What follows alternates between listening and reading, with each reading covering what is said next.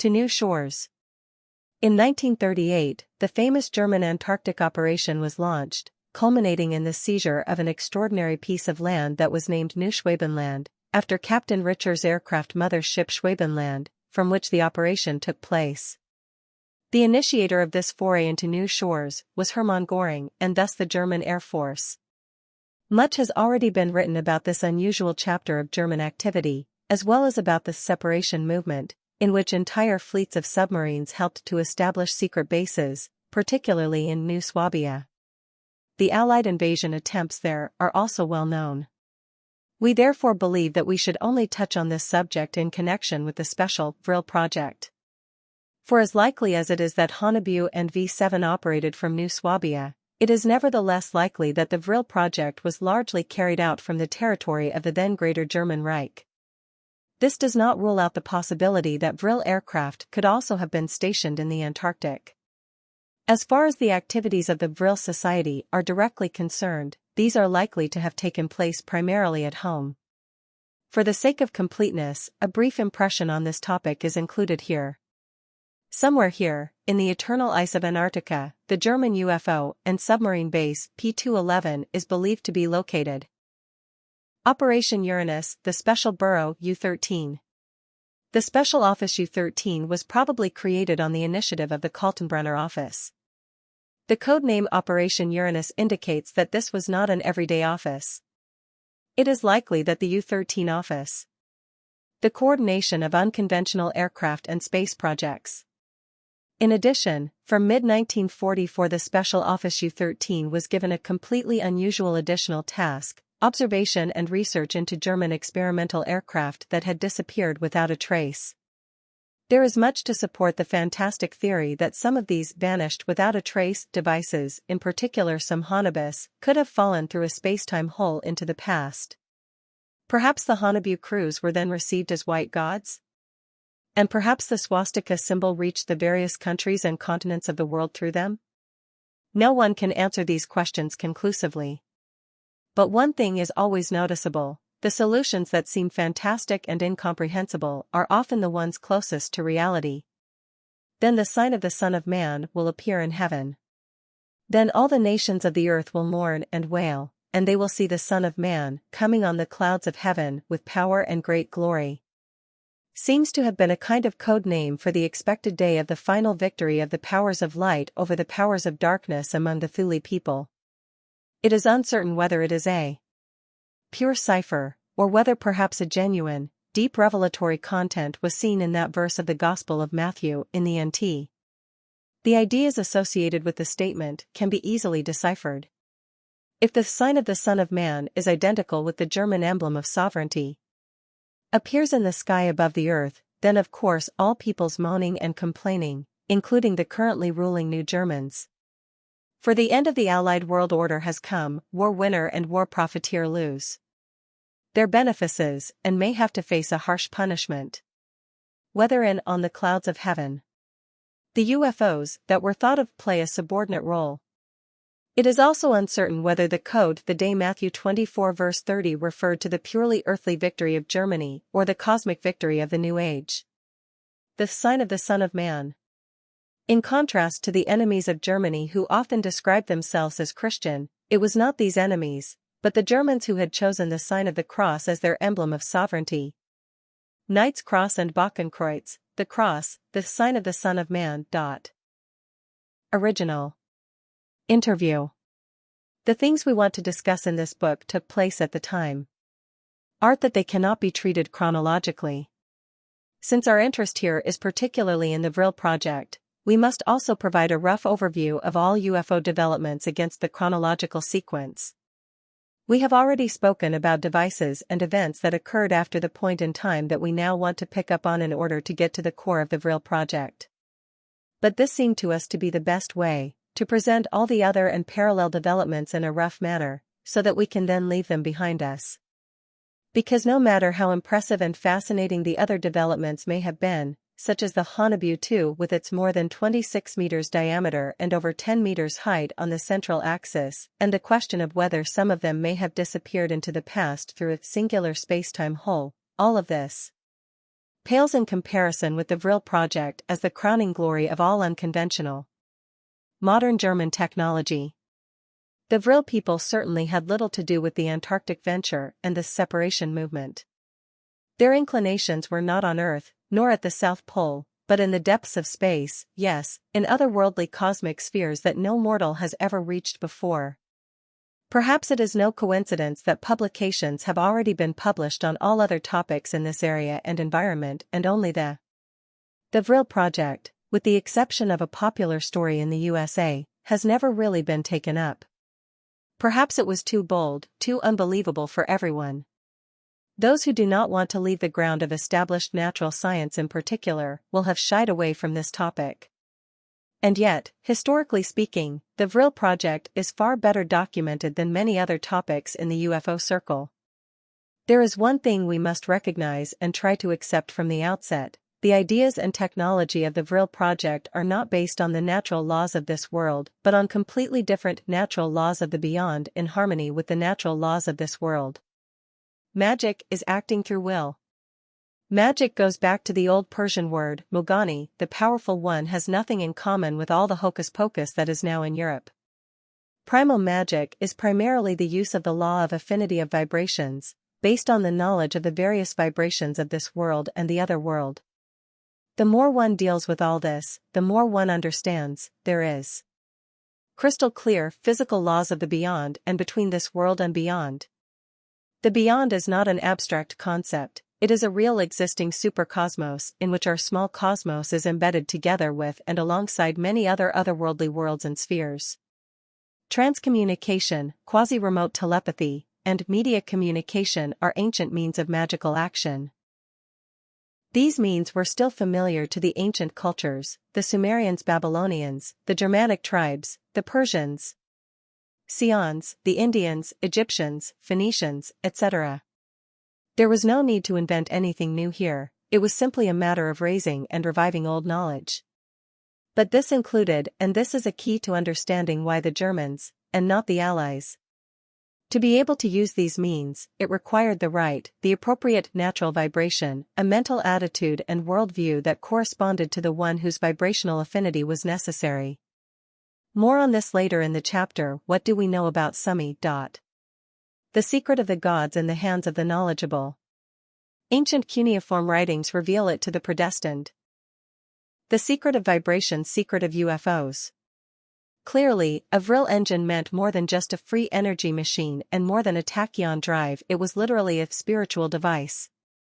In addition to generating their own field, the Vril engines were probably able to generate very special vibrations that had an affinity with vibrations from outside this world. Even speaking of vibrations from another dimension would not quite get to the heart of the matter, it was the vibration of the encompassing sphere of the beyond, which is mythologically called the Green Land, that general vibration of the upper cosmos in which all worlds and spheres on this and the other side are embedded.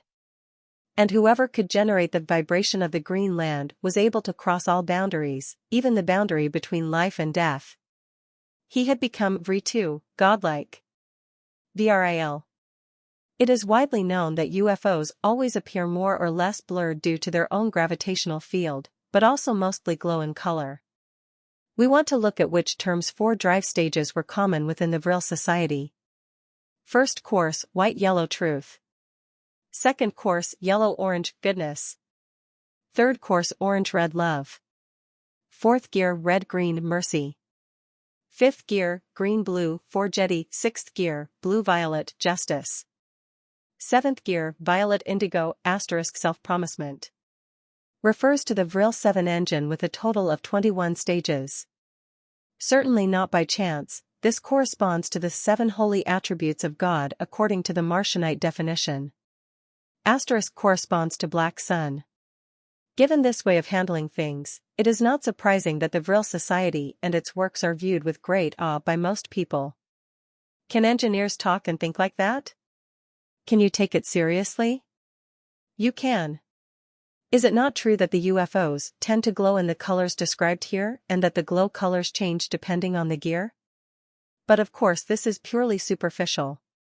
What may remain incomprehensible to the outsider is that the corresponding vibrations certainly also had mental, even spiritual, significance. So the name of the fuel used in the Vril engine remains a secret. The Vril people said, "Light from the light." Just ISAIS and Vril symbol or Aldebaranian emblem? The spirit of Vril. Nothing could better illustrate the inner spirit of the Vril Society, as it must have prevailed from 1921 onwards, than the meaning and stimulus of the following extract from the Isaiah's commandments to the gentleman of the black stone. 4.1 No, in all worlds and worldliness, on this side and the other side of the mirrors, the fierce battle between light and darkness, between good and evil beings, the heroes of light and the servants of darkness, rages ceaselessly. 4.2 Everyone is in the midst of this great struggle, knowing or ignorant, involved or uninvolved, merely passive. 4. 3 In the earthly realm, only the strongest in spirit are called to take part in the great battle. The weaker ones may form a light protective shield for themselves through brave actions and good thoughts. 4.5 And remember, the boundaries of the hereafter are not far off, and the wondrous mirror is near. Your world of this world is a veil from the hereafter. 5.1 Whisper, the boundary between the here and here world is like a mirror. The here world only sees its own reflection in it, but the hereafter looks through it as if through clear glass, and is also able to bring into the here world. 5.2 You earthlings can only enter the afterlife before earthly death if you possess the secret of Marduk's spear, as I gave it to you, my brothers. 6.1 Whisper, the life of all beings lasts forever, this is known and familiar to you. After earthly death, everyone will be reborn in the realms of the beyond, immortal, as he was in the beginning. 6.2 The realms of the beyond are all different. Only the green land, the grassy, the wide, encompasses all the realms. A vibration prevails there which is in accordance with all of them. This emits, as it were, only one color, green. 6.3 Nebelheim lies close to the earth. Here the here and now mix. From there, evil creatures attack people.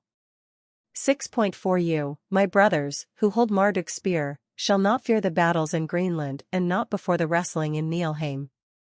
6.5 You, my brothers, who hold Ishtar's mirror, should use it and see what is happening there in these realms, should look and listen where your help needed. 6.6 For you are warriors on the grave between this world and the next. The Vril Society, which is our main focus in this book, probably became independent in the second half of 1921. What was true for it does not necessarily apply to the Thule Society. Direct informant reproduction. The Vril Society, which was basically nothing more than DHVSS with a new name, or rather a branch of DHVVSS, which was heavily involved in the political events of the time and also used the DHVSS Great Seal, plus a swastika above the bull's head, represented the following views or beliefs, which must be based on the ILU doctrine, which was equally valid for all these esoteric sections. Here are the theses of the Vril Society. 1. According to the ILU doctrine, we humans are all fallen angels, Ijiji and El, who once left the Ilu, the kingdom of God. The cosmos of this world is a temporary afterbirth, a middle ground between the kingdom of God and hell, through which we humans wander to find the knowledge of eternal truth. In the afterlife as in this world, the battle between light and darkness rages, the climax of which will come with the turning of the world ages. After the great end, victory will bring the 1,000-year kingdom of peace. That is, those who step onto the side of the light can, if they are Germans, be brothers. 3. As the devil has chosen a people, more correctly, a religious community, so has God, the highest God Il, who is Jesus Christ has came to earth. A people were chosen as champions of the light, the vibration of purity, which is recognizable through the frequency of speech, language is thinking, was decisive. This divine people is known as the spiritual race. To be considered. It wandered. First there were the Mesopotamians, Sumerians, Babylonians, Assyrians, then the Carthaginians, probably also the Phoenicians, and finally the Germans, all people who spoke German. Christ himself determined the latter, see fragment Matthew 21 verse 43. In ancient times, El people, former great angels, came from the first star of the zodiac sign Taurus, from Aldebaran, to the earth. They were the Sumerians. Therefore, the sign of Babylon is the winged bull. In other words, the Aldebarans are the Sumerians, or rather their ancestors. In fact, the Sumerian language has been spoken in Mesopotamia for thousands of years. In fact, the Sumerian language does not belong to any earthly language family. The Sumerian royal inscriptions begin with the sentence, "When the royal power came down from heaven." Occultists of the DHVSS Vril Society received messages from Aldebaran through the afterlife. The language sounded almost like German, but was completely incomprehensible. It turned out, it was Sumerian. This could easily be figured out. Found because the most important ancient Orientalists and Assyriologists of the time belonged to the order or were close to it. The mystery of the temple script was also solved, the script used by the South German Templars in the 13th century. Until then, it had been believed to be a secret script based on Phoenician, but it was the script of the Aldebarans. 1. 69. 5. The old documents of the Bavarian Templar commandery Koch were then examined in more detail. It was concluded that the Koch people had connections with the Aldebarans, probably without realizing it. They believed the Aldebarans' messages to be purely otherworldly messages. Vril people even considered it possible that the Isaiah's apparition was in fact the visit of a woman of Aldebaran. This can of course be hotly debated.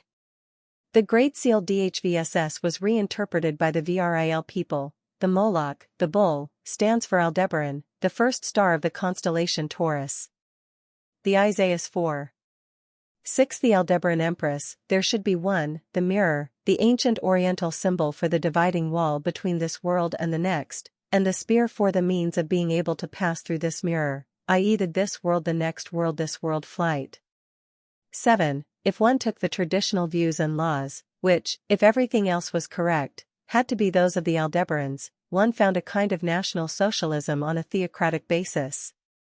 Since the communication between this world and the next, the vibrational contact, etc., all this works according to the law of affinity, and cannot work any other way, it was clear that the Aldebarans are the Germans in the constellation of Taurus. They therefore had to be allies in the great world struggle against the powers of darkness.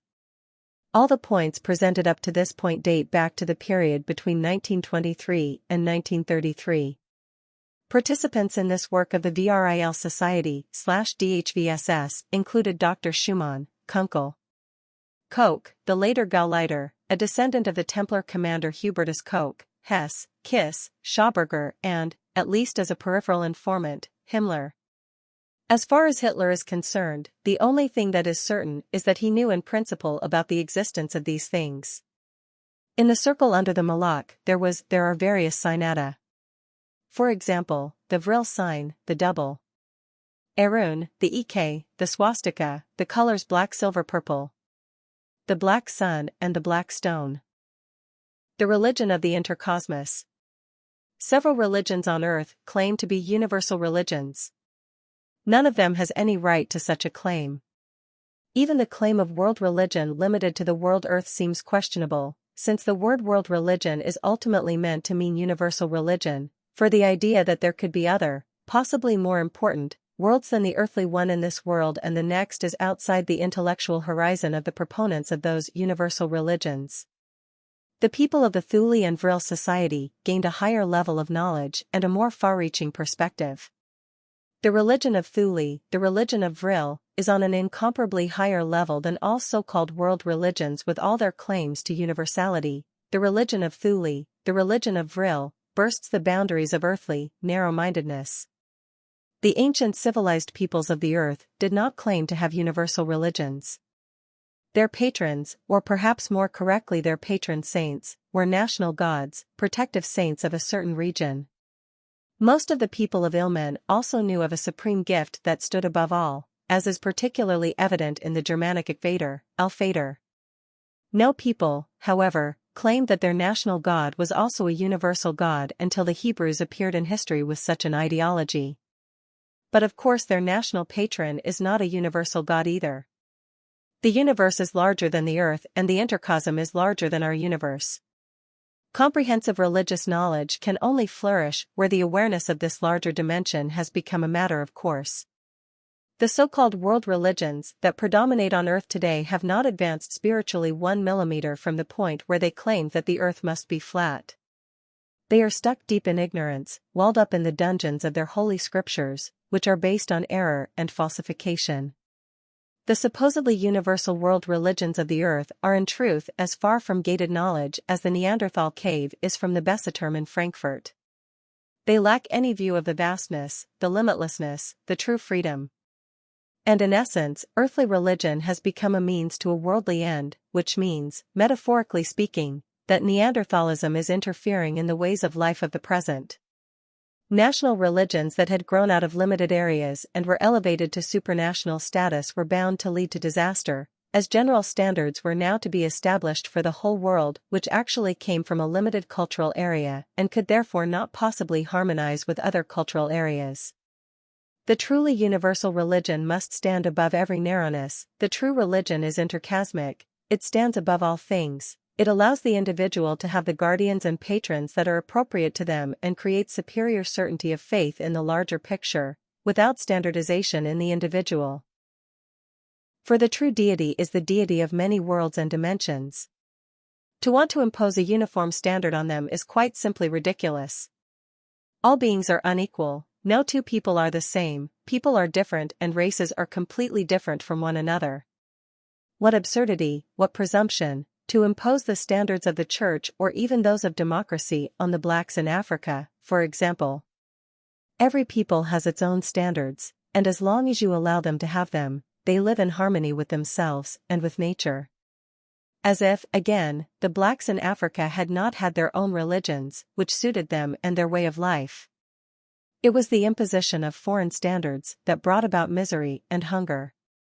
All religions and self-proclaimed doctrines of salvation that claim to be universal bring disaster to people, especially to those people who do not belong to the cultural circle of origin of the respective religion or doctrine of salvation, e.g. Marxism and democracy. Let us analyze, is this the main culprit for the misfortune of the peoples of the so-called Third World? Do the origins of this disaster lie in colonialism, which in turn was motivated by universal claims of all kinds? If it had been up to the alleged extreme racists of the Thule Society, the peoples of the Third World would not be living in poverty and misery today, suffering from starvation in their millions, but in their own culture, in independence and relative poverty. For without mixing and infiltration by foreign standards, the peoples of the Third World would never have fallen into misery. The nature-loving, very decent peoples of many so-called Third World countries would never have plunged into misery of their own accord, had the Western feudal style not been forced upon them, which suits them less there than in those countries to which they were brought as slaves or immigrants. Respect for diversity, consideration for diversity, recognition of the individual nature of each being, that is true knowledge of God. The intercosmic religion of Thule, the religion of Vril, is true knowledge of the world. For it recognizes diversity, it knows that there are beings on other worlds, Deces on other planets in our cosmos and Meses on planets in the beyond, all of which have their own characteristics and can only live in harmony and well-being if they are left in their environment and among themselves. This racism is in truth the knowledge of God, is the only basis of choice for all beings who, in respect for one another, preserve themselves and avoid any mixture, which is the core of the evil.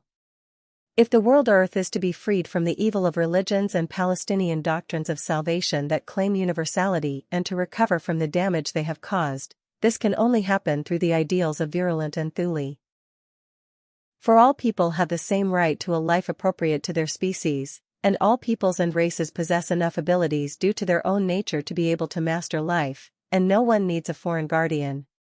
The religion of Vril, the faith of Thule, respects everyone in his own way. Anyone who knows that in the far reaches of the universe there may be living beings of such diversity that we cannot even imagine them, understands that a higher law than any written down in human constitutions states, all beings are unequal, mixing is anti-divine and the cause of all evil. The religion of the intercosm, the Vril of Thule, the all-encompassing wisdom of life, was born from the knowledge of the revelations of the ICU in connection with transmedia communication. It is the experience that two worlds 68 light-years apart know the same basic principles. These are the lessons that can be drawn from the superior knowledge of a faraway culture. And it is the certainty of faith based on divine messages. The religion of VRIC recognizes the highest, superior goodness, which applies equally to everything and everyone and stands above everything. And it recognizes the differences in the small, as it understands the superior good. There is no such thing as a universal earthly place. Every Volk has its own otherworldly reference being skur-, which can influence earthly events to a limited extent. There is a world adversary, a supreme devil who fights against all light forces and sees himself as the defender of the divine, which, however, stands infinitely high above him. The German people, as the core people of Germanic culture, are directly related to the Aldebaranian people of the Sumians. Therefore, their god patron is also significant for the German people. This is already expressed in the book of Isaiah, namely Bolak/Maluk. Edda, mourner. But the true religion of the VRIC is above all a religion of the mis=ing for the true eternal life, the meaning of earthly existence and the way after earthly death. The intercosmic religion bears this name because it is valid beyond this earthly life, because its teachings and descent extend beyond the threshold of the earthly into the beyond. We could probably simply say, VRIC is the religion of the light garden people of Aldebaran, our ancestors, and our religion, the certainty of faith in eternal divine truth. The god Malak is in all probability largely identical with the Babylonian Marduk and the Germanic Odin, Lamb. Moten. The media communication. A core element of the inner belief system of the Vril Society was, as in earlier times with the Lords of Black Stone, the possibility of medial communication with the deceased and other beings from the afterlife as well as with beings from other worlds. The latter could be described as supertelepathy. Such things are not unknown as spiritualism, and even in the so-called Old Testament of the Bible, the inquirers of the dead are cursed by Yahweh. In the ancient Orient, medial communication with the afterlife was widespread. The peculiarity that we are dealing with here is the combination of two levels. The living German medium contacted a deceased German in the afterlife, who was together with a deceased Aldebaranian in the afterlife, who in turn was in mediumistic contact with a living Aldebaranian. This is how a former secretary of the Kaltenbrunner office, who belonged to the Vril Society, describes it. This explains why there are not only media-transmitted writings in Sumerian Aldebaran, but also those in Aldebaran script and German. Deceased Aldebaran, this side beyond border, living Andiband medium, deceased German living German medium. The texts considered important that came to Germany in this way are still kept strictly secret by their owners, unless they have already been destroyed. However, below are two typical examples that can be shown today. Temple Scriptures. This temple script, historically a medieval German secret script, was repeatedly considered by esotericists to be the medially transmitted script of the Aldebarans. Bavaria's secret writing or Aldebaran. Maria Orsic, medium of the Thule Society. The eyewitness reports that appear in the daily newspapers about the occult phenomena observed in seances arouse the curiosity of readers who have little or no knowledge of this area and provide them with material for conversation for several hours. The spiritualist, who is otherwise not considered to be of equal intellectual standing and is therefore usually avoided, suddenly becomes topical. The desire for sensationalism makes him the focus of the most controversial questions about the possibility or impossibility of the phenomena described, only to finally land on the main question, the core of the sudden interest: couldn't I see something like that for once? As an incentive to convert the questioner more intensively, it is added with half resignation that belief can only be gained when something is seen. Unfortunately, seeing and touching, not thinking, are always the most important thing. Apparent perception without the firm will to objectively search for the cause and purpose of events has no meaning and only leads to fantastic superstition and thus to a total misunderstanding of the facts. I will spare myself the trouble of providing evidence for the above claim and assume that every reader knows the Old Testament from the so-called Holy Book of the Bible sufficiently to be able to appreciate the enormous significance of such misunderstood facts. The method of exact research by the authorized representatives of science is based exclusively on perception by our sense organs, which is why this one-sided approach has not yet led to any results in the area of occult phenomena, which belong to the spiritual mental complex that can only be perceived by the sense organs under certain conditions. Even if, since highly developed technology has devices that can register the material processes that our sense organs can no longer perceive, the material structures of these occult phenomena can be recorded and their tissue structure can be precisely recognized, the cause of their formation still remains in the dark. These visible materializations must, because we perceive them physically and with our senses, also be subject to the laws of physics and must have as their cause a force that creates them, which forms from the matter that it purposefully guides those structures that, due to their density, resist the light and thus become perceptible to us. The appearance easily leads to the assumption that such powers are merely a form of expression of the unconscious mental feelings of the medium, and that this psychological characteristic arises from pathological conditions in the body of such mediums. This hypothesis is based only on one-sided observation of materializations, and is immediately invalidated when one takes into account the other manifestations of the speaking and hearing mediums, as well as clairvoyance. These types of manifestations also arise from the mental-spiritual complex of the human being, without there often being even the slightest basis for assuming that the medium's body is pathological. This is not to say, however, that only healthy people can be mediums. Very often it is the sick body to which the soul loses its adaptation due to the inadequate control of its material structure by the will, which then partially becomes the tool of foreign forces. The observation of many patients in mental asylums provides us with evidence of this. The voluntary deactivation of the mental substance from certain parts of the body and the resulting conscious adaptation of foreign mental powers to these for the purpose of communication with our world is thus to be regarded as an ability, but by no means as a pathological condition. Materializations are to be understood as material condensations which, whether they represent physical structures or are noticeable in the effect of an invisible development of power, can be formed and dissolved again by beings from the beyond from easily soluble materials of this world. This spiritualistic thesis, which has been confirmed by thousands of experiments, is, however, too simple and uncomplicated, and therefore too easy to understand for any objective thinker, to satisfy the one-sidedly elevated, self-proclaimed mind. If the knowledge of truth were not possible for every human being, all thinking would be futile and the urge in man to search for the goal and purpose of life would not exist at all. But since man is able to perceive the reality of the existence of other bodies in his body and to organize in his mind the sensations arising from the contact of forces, the study of the higher mathematics is absolutely not necessary to understand the simple fact of the process of the phenomena that are physically perceptible to us and are brought about by the spiritual creative power of the souls of the beyond. There is also concern that the frequently observed levitations, or floating phenomena. The fact that gravity does not fit into the framework of the fundamental law of physics, and that this pillar of the physical law system could thereby be shaken, is precisely the result of ignorance of this law. Unfortunately, this ignorance has led even prominent figures in modern science to deny the existence of levitation. The floating body of the medium also needs a resistance that counteracts the Earth's attraction in order to reach this state and to exist. The fact that we cannot perceive these resisting forces is, after all, nothing special. Magnetism, electricity, and gravity itself are also perceived by us only in their effects. The difference between the aforementioned elementary forces and the forces of intelligence that act in materializations lies not only in the apparent arbitrariness of the latter's creation, but also in the fact that only mental and spiritual understanding of the respective change, formation, or dissolution of such phenomena is possible.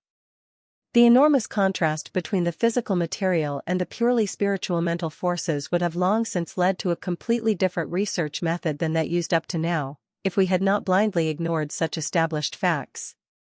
Every scholar, no matter how opposed he is to the spiritistic method, must, whether he wants to or not, use the spiritistic method in his dealings with the medium and with the souls who are manifesting themselves.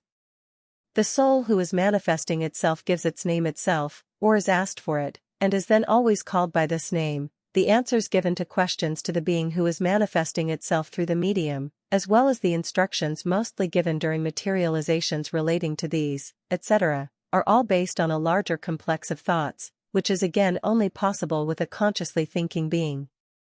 However, the medium knows nothing of all the processes in the state of trance and also after it when he is conscious again, and this clearly shows that his own consciousness is partially or completely switched off. However, only someone who does not think at all can claim to think unconsciously. In order to think, the human mind needs certain substances in the body, which, however, cannot be grasped due to the switching off of the will and the resulting lack of strength for mental activity, which leads to the unconscious state. With this knowledge, the curiosity so popular as a means of information among all psychologists, the so-called subconscious, is no longer relevant. According to what has been said, there is only one explanation left, and that is that alien intelligences take possession of the body or various substances within it, which have become free for use either through their own deactivation of the will or through theft of it by a stronger spiritual power, in order, on the one hand, to use parts of the body as tools for manifestations and, on the other hand, to extract easily soluble substances from it in order to form perceptible materializations by condensing them. All this shows how important it is, especially in the investigation of occult phenomena, to understand and evaluate the processes taking place in the soul of the medium, and that only after careful study and observation of these can one arrive at a true solution to these so-called supernatural phenomena. But how can you know the soul of another if you don't know your own self? That is probably the greatest accusation that can be made against those who are called upon to do science today, and especially those who are concerned with researching the human psyche. Research into the external world is progressing at a rapid pace, while we know very little about the power and its abilities that allow us to perceive and recognize this external world, which creates the conscious existence of our lives and without which our body would not exist. Sigrun, medium of the Vril gas. 1930. What do we know about Sumi, Aldebaran? In a summary of the media, and/or transcommunicative transmissions of the medieval Templar secret section of the Black Stone on the one hand and the modern Vril Society on the other hand, or as far as we have access to their records or have been given insight, the world of Sumi and the Sumerian Aldebaran Empire can be reported as follows. Aldebaran, as we call the main star of the constellation Taurus, is a solar system with an unknown number of planets, 2 of which are habitable and inhabited. The Aldebarans themselves call their sun Sumi, and the 2 inhabited planets Sumer and Sumian. They call the Aldebaran Empire Sumeran or Sumi. The self-designation of the Sumerians who visited Earth, also Sumi in cuneiform, is therefore particularly understandable. The Sumerian royal tablets begin with the words, "When the royal power came down from heaven." So it was not gods who came from heaven, but the royal power, i.e. people, the Sumerians Aldebarans. We find a clear trace of this in the old Mesopotamian symbol of the winged bull, which is also often found among peoples with a similar culture to the Sumerians. In the German Isaiah revelation of the 13th century, it is stated quite clearly, "From the head of the bull comes help," i.e. from the main star of the constellation Taurus of Aldebaran. In the Hebrew Bible, the winged bull, the symbol of Aldebaran Sumis, is then changed to the evil Moloch. 4.15 Look through the starry world. Looks up to the head of the bull, the winged hero. The lance he brings. Help is coming to you. 6.3 From the head of the bull. In distress and need. The same weapon. But let us return to our knowledge of Sumi Aldebaran, drawing on media transmissions and combining them with the possibilities offered by terrestrial science. If we assume that the sun Sumi, Aldebaran, had the same number of planets as our sun today before its expansion into a red giant, which is of course purely fictitious and not really significant, then the planetary system of Sumi could currently consist of 8 planets. Of these 8 planets, 2 are similar to Earth and orbit the sun Sumi at a distance of about 2.5 billion kilometers on the same orbit, i.e. opposite each other. If we also assume that the natural planetary orbits of other solar systems also correspond in principle to those of our solar planet system, then the installation of the 2 Earth-like planets in dumbbell position might have been carried out artificially by planetary engineers. For our earthly science this may border on the unimaginable, but for a much higher culture and technology it could be possible, Who could have believed in television 100 years ago? If we compare the Sumi planetary system with our solar system, the two planets, called Sumier and Sumian by their inhabitants, orbit their sun Sumi in a period of around 80 Earth years at a distance of approximately 2.5 billion kilometers from the Sun. An Aldebaran year would therefore last around 80 Earth years. According to the media reports we are talking about, the Sumi Aldebaran culture is several million years old in a largely uninterrupted line of development. It remains unclear whether Aldebaran years were being spoken of or, perhaps for better comprehension for the earthly recipient of the messages, calculated or converted in Earth years. In any case, we are dealing with a culture that is much older and more advanced than our own in the Sumi Aldebaran culture. If we consider the technological advances on Earth in the last 70 years alone, it becomes clear to us what a million-year-old maximum civilization would mean. And we must assume that Sumi Aldebaran is of super-civilization. According to the information transmitted by the media, the people of the Sumi Aldebaran system have been living separated by race, if this term is correct here, for a long time. The ruling people, the light god-men, live on the planet Sumier. These Alpha Aldebarans are the sole masters of the empire. All other inferior races live on the planet Sumian and have no access to Sumier. The less capable races of the Aldebaran system came into being as a result of negative mutations, at a time when the sun Sumi Aldebaran had not yet expanded into a reddish giant sun, but was still a stable, light yellow sun of spectral type F6, i.e. a somewhat brighter main sequence and dwarf sun like that of our solar system today. If we compare it again with our own solar system, Sumi Aldebaran at that time had perhaps 4 or even 5 more or less Earth-like planets within the ecosphere of the radiation inhabitable space zone around a corresponding sun, which may have ranged from about 150 to 650 million kilometers from the Sun. The original race of the Aldebarans, the later light god-men, probably came from the last or second to last of the outer Earth-like planets of the Sumi system. From there, after the development of space travel technology, they probably settled on the other 3 or 4 Earth-like planets of the Sumi system that were closer to the Sun. Over the course of the following millions of years, the colonists probably gradually mutated into various races, possibly even colored ones, depending on the climatic conditions, but these were generally on a lower spiritual level than the light god-men of the Alpha Aldebarans of the original.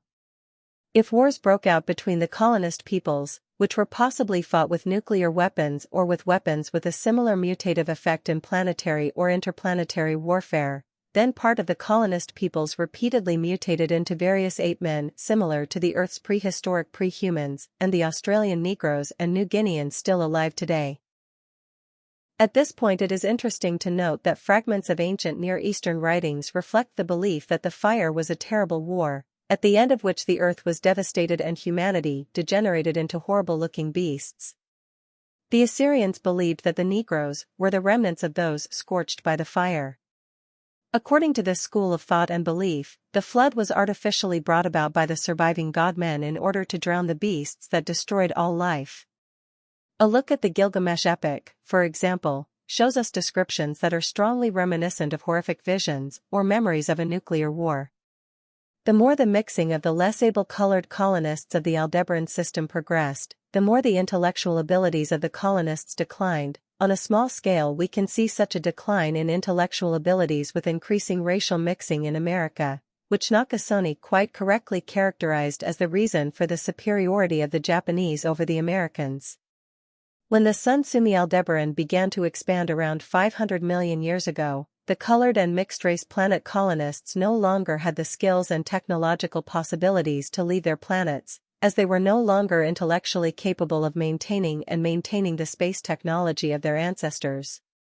The various racially and intellectually inferior planet colonist descendants were now completely dependent on the bright god-men to save them from impending doom, either by evacuating them to other habitable planets within the Sumi system or by settling on a possibly suitable planet in another solar system. After the sun Sumi Aldebaran had expanded into a red giant, there were only 2 habitable planets left within this solar system, namely Sumier and Sumian. The planet Sumerian was probably made available to the colonists' descendants as a kind of reserve, and the necessary evacuation was carried out by the Alpha race. It is also reported that the kingdom of Sumeran-Aldebaran has been at war with the kingdoms of the solar systems Capella and Regulus for a long time. Capella is the main star of the constellation Auriga, Regulus, the main star of the constellation Leo. Perhaps the alien races living there were originally interstellar colonists from Sumi/Aldebaran who mutated into races with extremely aggressive characteristics under the circumstances in the systems Capella and Regulus, or are they really alien, perhaps even non-human life forms? We have no further information on this. In any case, the war between Sumi/Aldebaran and its enemies from Capella and Regulus seems to have been going on since time immemorial, without either side being able to decisively defeat the other. On the side of the Aldebarans is the intellectual advantage of a higher culture and advanced technology, on the side of Capella and Regulus is that of the larger mass. It is therefore a war of quality against quantity. It is reported that the enemies have never succeeded in penetrating the Sumi-Aldebaran system, while on the other hand Aldebaran partial conquests of enemy areas have already taken place. However, a real decision does not seem to be in sight in the foreseeable future. In any case, these battles do not put the empire of Sumeran-Aldebaran under such pressure that one could speak of a permanent war atmosphere. Rather, it seems that Aldebaran space fleets are conducting these battles largely independently, and there can never be any immediate threat to the homeland. It may be, however, that a decisive battle will take place in the 40s and 50s of our century in earthly time. Has taken place, and Aldebaran now has its back free. Finally, one assumption is that not only Aldebaran Sumerians visited the Earth a long time ago, but possibly also Capellans and Regulans. This could be a reason for the three main human races on Earth. However, this cannot be said to be probable. We are not very well informed about the internal conditions of the Empire Sumeran-Aldebaran. Well informed, on the Alpha planet of the Sumi system, Sumi-Er, live the light god. Humans have always lived among themselves. They have been spared any mixing with other races, and therefore any cultural collapse. The Beta planet Sumi-En, on the other hand, is exclusively inhabited by non-alpha humans. Inhabited by people who remain inaccessible to the Sumi-Er. At the same time, Sumi-En has remained completely unmolested by the Sumi-Er, and is not exploited or otherwise abused, as the so-called Third World on Earth is exploited and taken advantage of by the industrialized countries. It is not reported whether Sumi-Eners serve in the Aldebaran armed forces on a voluntary basis, but it could be. Are within the scope of what is imaginable. After all, the Empire is also responsible for Sumi-En, and therefore it is conceivable that Sumi-Eners are called upon by the Sumi-Erers to help defend the Empire. What is certain is that there is no disproportion between the Alpha Aldebarans of Sumi-Er and the Beta Aldebarans of Sumi-En rules, but rather everyone is treated fairly in his own way in the literal sense. It is a kind of community of interests on a natural basis. The Empire of Sumeran-Aldebaran can be politically described as a theocracy. The head of the empire is a ruler, an empress so to speak, who, at the same time, as a kind of high priestess, she is the spiritual head of the state, perhaps somewhat comparable to the Pope in the Middle Ages. This head of the empire and religion is always female, namely, the empress. Subordinate to her, as the highest executive organ, is the Reichsführer. This is always male, he is head of the space fleet and all armed forces, and determines the decision-makers in the economy and all other areas. Above all this stands the deity tangible through the paracomputer Malak, who will be discussed later. However, in the early days of Aldebaran cultural history, a different order must have prevailed. The imperial capital on Sumi-Er is named after a famous king from the earliest times called Durger, which is now pronounced Darger. It is possible that this King Durger lived before the expansion of the sun Sumi-Aldebaran into a red giant and was largely responsible for the saving redesign of the Sumi solar system. This primeval King Durger of the Sumi godman had an electronic brain, called Malak, created at a time so long ago that no Sumerian can remember it for sure, that was infinitely advanced by our standards. This name goes back to the main Aldebaran god. Moloch. Here we should briefly recall that the name of the Babylonian chief god was Marduk, the god of the Phoenicians and Philistines was called Moloch, and the Carthaginians worshipped the god Moloch, all of which together, perhaps not coincidentally, reminds us of the Aldebaran god named Moloch. All of these gods had positive connotations. It was only in the Hebrew Bible that they were portrayed negatively, although the error that children were sacrificed to Moloch stems from the fact that the phrase letting children go through the fire to Moloch was interpreted as burning, while in reality it meant a symbolic baptism of fire, similar to the jumping of young people over solstice fires in Germanic areas. The superpower computer Malak was programmed with the laws of the god Moloch on the instructions of King Durger, laws that the god Moloch had revealed to the Aldebarans. Maybe this is not the same deity that is called Moloch in the German Isaiah's revelation? The power computer Malak, which may even be a communication between this world and the next. Cation between the Aldebarans and their main god Moloch is in a holy mountain which is guarded by a particularly dedicated elite troop, the Holy Band. This elite troop, which is dedicated to the god Moloch, probably has branches built into the holy mountain. It carries out the orders of Malak alone and can be seen as a combination of religious police, knights of the order and temple guards. The Holy Band also monitors compliance with the laws, which can be imagined in a very drastic way in the event of violations. Interestingly, the most serious crimes under Aldebaran law include, for example, selfishness and egoism, or even mixing of blood. This is noted to show what upheavals the so-called Western community of values would experience if Aldebaran values were to be applied on Earth in one way or another. The power computer Malak and his elite troops dedicated to the god Moloch have protected the humanity of Sumer from all signs of decay for eons of time. Who knows whether the arm of Moloch will not one day reach all the way to Earth? In conclusion, we can say, the Aldebaran Empire of Sumeran is led by a three-part state leadership. 1. The Empress with her priestesses and priests. The successor will probably be chosen by election from the priestesses. 2. The Reichsführer, who will be appointed by the Empress in consultation with the economic, political and military leadership circles. 3. The all-monitoring god paracomputer Malak and the holy armies of the god Moloch. This order has evidently proven itself to be very effective over millions of years. In it, the different essential qualities of feminine, masculine, and divine combine to form a harmonious whole. Much more could be said about Sumi Aldebaran if it were currently possible to evaluate all the documents still available from the Thule and Vril Society. There are simply technical reasons that make this impossible at the moment. It can also be expected that a comprehensive publication about the statements in the media Aldebaran transmissions and about the transcommunicative logbook of Vril Odin, Vril 7, will appear in the near future, although this will certainly take a while, as there are likely to be translation difficulties with many of the Aldebaran messages. We can assume with certainty that the Sumerian Aldebaran society differs significantly from forms of society on Earth. One known fact is the interweaving of this Aldebaran society with nature, a special relationship with animals and plants, and with the spheres of the beyond. We certainly must not imagine that the Aldebarans knew similar entertainment to us people on Earth. There are certainly no discotheques or the like on Sumerian. The culture there is miles beyond such things. The Sumians probably do not even live in luxury by earthly standards. On the other hand, it can be assumed that they have a strong connection to nature and certainly that a social order based on fairly strict customs. The laws of the god Moloch can be recreated if we refer, for example, to the Isaiah revelation and the Isaiah commandments and furthermore simply observe to which earthly order and which earthly kingdom the Aldebarans belonged. Namely the Greater German Reich.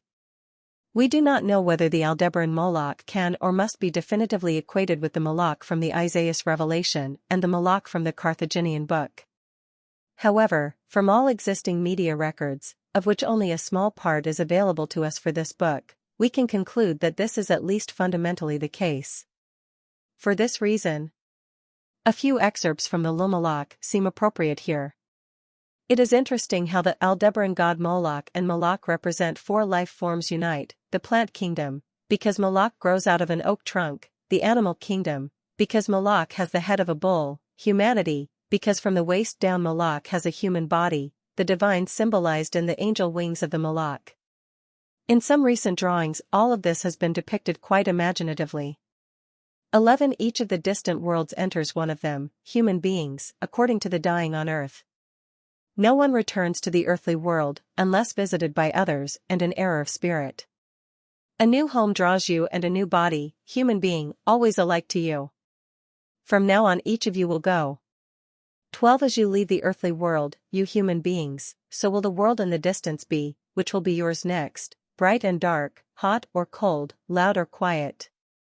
And each of you still travels through many distant worlds. 13 There is no great outcry for the dying on earth. There is no end, there is no passing, there is no forgetting of self. Niche fears going over, human beings, more is to experience you. All still, as all the deaths on earth worlds. Excerpts, from the Carthaginian book. Is this the face of an Aldebaran? The heavens cried out, the earth roared -1, the day froze, the darkness came out. Then a flash of lightning flashed, a fire blazed, became ever denser, it rained death. Then the white-hot fire turned red and went out, but everything that fell down turned to ashes. These descriptions from the Epic of Gilgamesh, Tablet 4, can in fact be easily understood as a description of nuclear war until the Earth has already taken the view that it is possible that the mother of all human civilizations has become the offspring of emigrations, that, according to various ancient Near Eastern fragments, there may be humanities. Berossus, for example, writes a history of humanity spanning around 2.6 million years. The winged bull of Babylon was mostly depicted with a human face. Our illustration shows one of the colossal statues from the portal of Sargon's palace. As for the arrival of the royal power from heaven, the Sumerian royal tablets speak of the year 210,200 of the flood, which in turn, according to Akkadian calculations, took place 32,000 years before Sargon I. Science is uncertain about the lifetime of Sargon I. Time is still divided by more than 1,000 years. It is estimated to be between about 2839–50 BC. The possible arrival of the Aldebaran or Sumerians can therefore be assumed to have occurred around 250,000 years ago. Medial dreams or reality? Excerpts from a media transmission from Aldebaran to Germany from 1944, probably October 4. There his battle cruisers in the direction of God back our woman was and moved like a threatening thorn in Recrosstifront through long deed it is now over. Tuten, Rasta, 2, Luck? The enemy has already lost to us, and will now only Undlebar's Lochidan, is in enemy hands. Lochidan wind is the field. Nurendrabadar with his 420 battle cruisers is under siege and will soon fall with Moloch's help. The most important thing for Sumerian warfare at the moment is the large number of around 30,000 battle cruisers to support the front line. The greatest danger is that such an act would be against the commandments of the gods. It is also too dangerous that our enemies cannot directly threaten our world with their ships. Because they cannot fly that far and we have taken away their intermediate bases, most recently Podatria. But we can reach the enemy worlds directly with our battle cruisers, without needing such bases. But I say, peace will not come as long as the godless state councillors on Nunu, Tan and Gadonis exercise their dissolute rule, in which the Yusin 2 bear the blame since the state councillors also made use of them. These evil beings must be completely defeated. To you, equals, in the Battle of Stenend, I have provided General Zodar with 280 battle cruisers. This power must be enough to defeat your enemies on Earth. Zodar has withdrawn from the Srok front with his Sach battle cruisers, and equipped for further combat. As soon as we have determined the crossing routes with your help, these ships will march towards you. A plan of action must be drawn up between whether these are all media dreams or whether we have real background want to assume. Certainly it is not so easy to talk about an invasion of Aldebaraner, although of course nothing can be completely ruled out here. Perhaps it is easiest to imagine that some kind of moral support could be provided by Aldebaran, in a sense the restrained threat from the borders of the solar system. This could also be the much SDI projects in a different light, as the USA even offered the then USSR partnership in this super project, An aspect that must seem highly absurd if one wants to assume SDI was intended to defend against a possible attack by the former USSR. But what chance should one give the SDI system in the fight against an indescribably superior Aldebaran space fleet? Certainly none. Of course, the Allies know this too. But perhaps they hope that a mere declaration of readiness to defend themselves would cause the German Aldebaranian forces to hesitate? The reality is probably much simpler.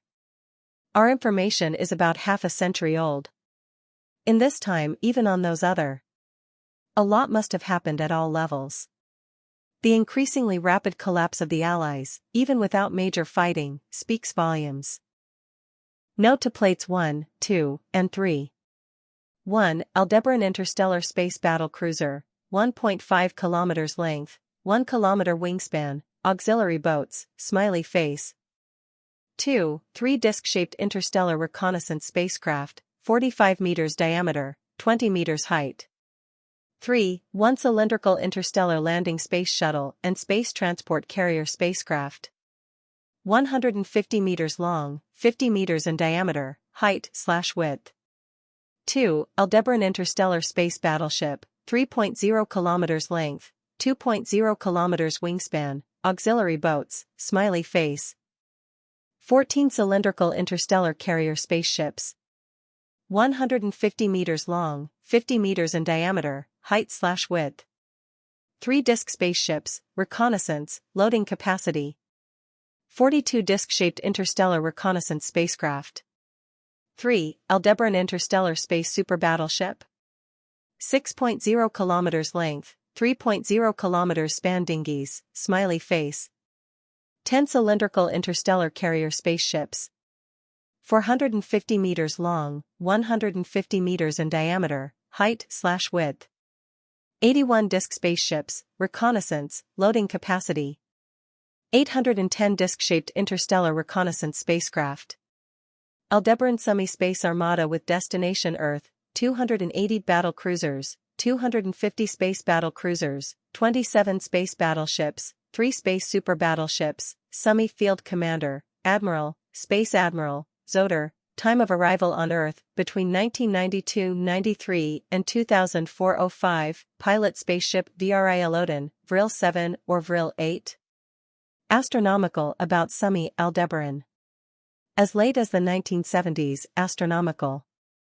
Aldebaran, Tau, main star in the constellation Taurus, giant sun, luminosity class, KK, 3, luminosity, LK, approximate 220 solar luminosity, SIC, 1x SIC the luminosity of our sun, spectral type, STT, X5, color reddish yellow, orange, surface temperature approximate 3,500 degrees Celsius, diameter 63 million kilometers.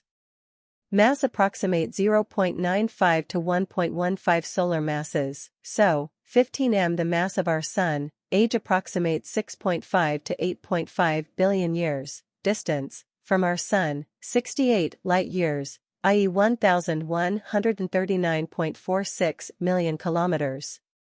Ecosphere zone of Aldebaran at about 1.8 to 3.2 billion kilometers, with 2 Earth-like planets, diameter about 7,000 to 14,000 kilometers, in about 2.4 m 2.60 km.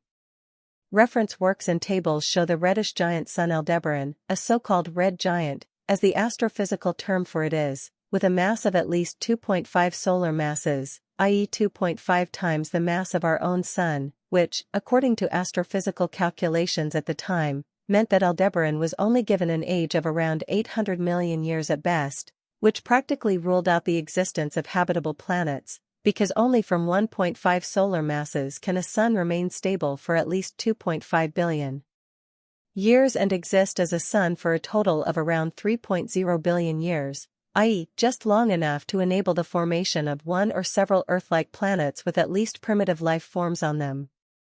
It was not until the mid-1980s that Aldebaran appeared in the relevant literature to have a mass of around 1.15 solar masses, which would give this sun a total age of around 6 billion years, of which the last 100 to 500 million years were dominated by a stable main sequence star of spectral type F6, a yellow sun that was slightly brighter than ours, Our Sun is a main sequence star of around 5 billion years old, luminosity class 5, spectral type 02, which is estimated to be stable for another 3 billion years. Could remain, to a red giant with the current spectrum K5 expanded. The distance between Earth and Aldebaran is 68 light-years. But perhaps future measurements of Aldebaran will reveal that it has a mass just above or just below the mass of the Sun, which would not be unlikely, which would then increase its age to about 3.5 billion years.